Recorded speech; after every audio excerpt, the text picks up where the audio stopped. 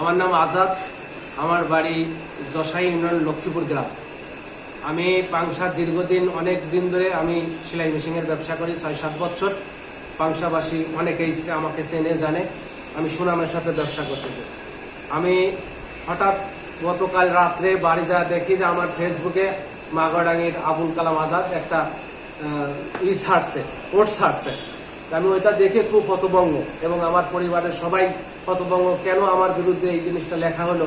এটা পাংশাবাসী সবাই জানে যে আমি এই ব্যবসার সাথে কোনো জড়িত নয়, এই সম্পর্কে আমার কোনো অভিজ্ঞতাও নেই। আমি দীর্ঘদিন ধরে পাংশাতে ব্যবসা করতেছি।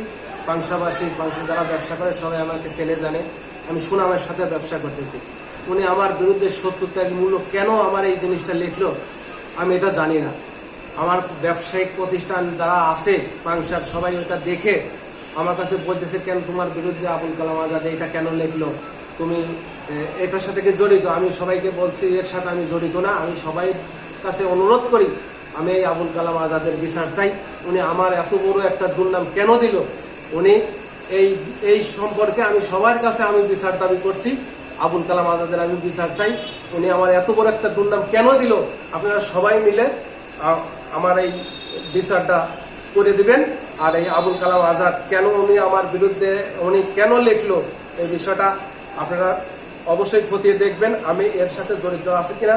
আর উনি এই দেখেন, উনি আমার এই পোস্টটা উনি লেখছে, আপনারা সবাই এটা দেখেন।